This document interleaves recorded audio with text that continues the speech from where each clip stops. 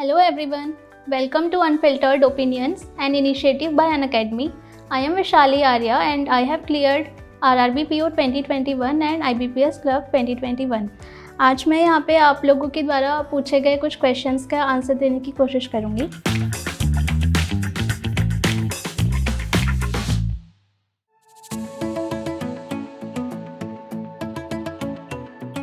किसी भी इंटरव्यू को प्रिपेयर करने के लिए आपको सबसे पहले अपने बारे में पता होना बहुत ज़रूरी है। तो सबसे अच्छा तरीका यही रहेगा कि आप थोड़ा अपने बारे में सर्च करें, खुद से सेल्फ इंट्रोस्पेक्शन करें और जिस जगह पे आप रह रहे हैं उसके बारे में और थोड़ा बहुत अपडेट रहें न्यूज़ जो भी आपके एरिया के अराउंड या फिर आसपास जो भी हैपनिंग्स हो रही हैं।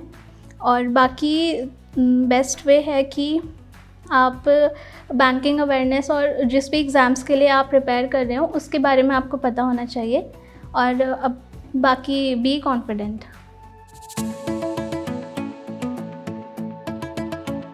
Yes, of course, anyone can RRB PO exams or any other exams with consistency and आप अगर अपने efforts 100% दे रहे हैं तो आप कोई भी एग्ज़ाम्स ज़रूर क्लियर कर सकते हैं।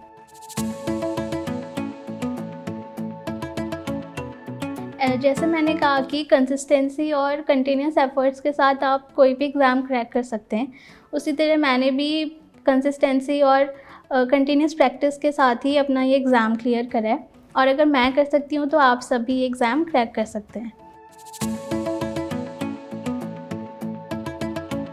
Coaching alone is not sufficient, उसके साथ आपको सेल्फ स्टडी भी करनी पड़ेगी। और अगर आप कोचिंग अफोर्ड कर सकते हैं तो आप बिल्कुल वो करिए, क्योंकि उससे क्या होता है आपको एक प्रॉपर गाइडेंस मिल जाता है। और सेल्फ स्टडी में आप कभी ऐसा होता है कि आप मटेरियल सर्च करते करते इधर उधर भटक जाते हैं या डेविएट हो जाते हैं, लेकिन कोचिंग में ऐसा नहीं होगा, आपको एक प्रॉपर गाइडेंस मिलेगा। तो आई वुड लाइक टू से कि अगर आप कोचिंग अफोर्ड कर सकते हैं तो वो बेस्ट है, और अगर आप नहीं भी कर सकते हैं तो भी आप सेल्फ स्टडी से एग्ज़ाम क्लियर कर सकते हैं।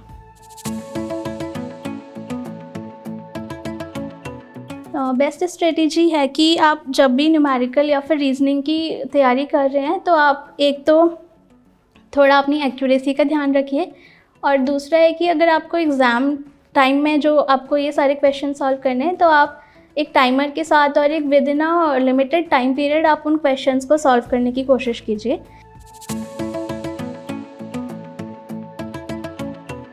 फॉर लेटर राइटिंग और ऐसे आई वुड लाइक टू से कि आप एग्ज़ाम में जाने से पहले जो भी फॉर्मल्स इनफॉर्मल लेटर्स होते हैं उनके आप पैटर्न्स और उनका जो फॉर्मेट होता है आप उससे थोड़ा अपने आप को फैमिलियर कर लीजिए।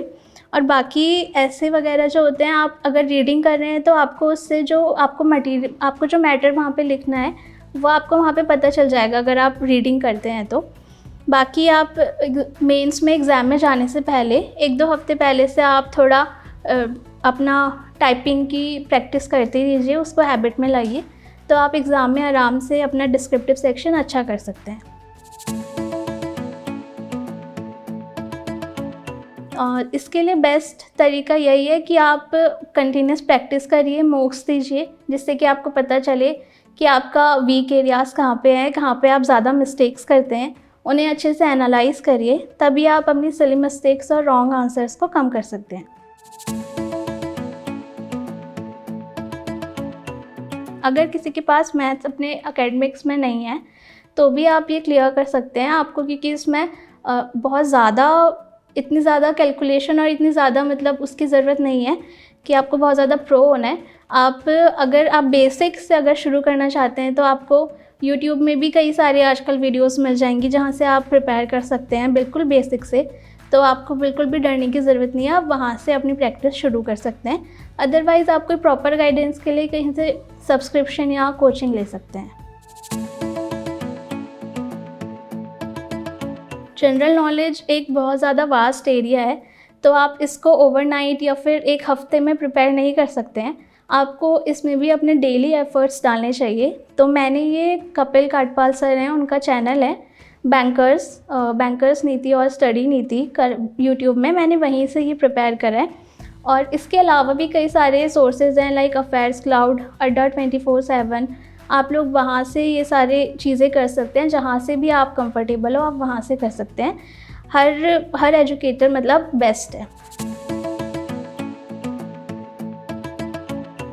लास्ट फ्यू डेज़ में आपको ऐसा जो छूट गया है उसे छोड़ देना है। ऐसा नहीं है कि आपको सब कुछ करना है। अब आपने जिस पे इतना ज़्यादा वर्क करा है आपको उसी को और अच्छा करना है, तो आप रिवीजन पे ज़्यादा ध्यान दीजिए। आप करंट अफेयर्स को रिवाइज़ करिए, क्विज़ेस लगाइए और मॉक्स देना लास्ट डेज़ में बंद कर दीजिए। उससे एक हफ़्ते पहले आप बंद कर दीजिए मॉक्स देना, और उस एक हफ़्ते में आप बस अपना रिवीजन और जो भी आपने नोट्स बनाए हैं उन्हीं से आप प्रिपेयर करिए।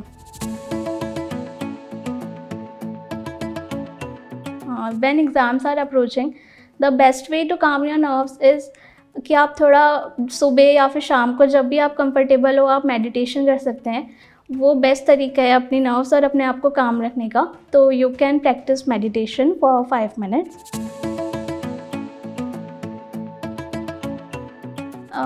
ये कोई भी आपको नहीं बता सकता है कि कितने क्वेश्चंस करना बेस्ट है। वो पेपर के लेवल के अकॉर्डिंग ही डिसाइड होता है कि कट ऑफ क्या जाएगी। आपको अपनी प्रिपरेशन जर्नी के दौरान मतलब थोड़ा पेशेंट रहना चाहिए। आपको एकदम ऐसा नहीं सोचना चाहिए कि मैं अभी ये टॉपिक कर रहा हूँ तो मुझे तुरंत ही आ जाए। ये थोड़ा टाइम लगेगा, तो आपको थोड़ा टाइम देना चाहिए अपने आप को भी और जो आप सीख रहे हैं उस चीज़ के लिए भी। तो आपको पेशेंट रहना बहुत ज़रूरी है और थोड़ा टाइम दीजिए चीज़ों को सीखने में। It will take time. So guys, these are the questions और मैं आई होप कि मैंने आपके जो आंसर्स दिए हैं उनसे आपको थोड़ी बहुत हेल्प मिली हो अपनी प्रिपरेशन में। अगर आपके पास और भी ऐसे क्वेरीज हैं तो आप कमेंट सेक्शन में लिख सकते हैं।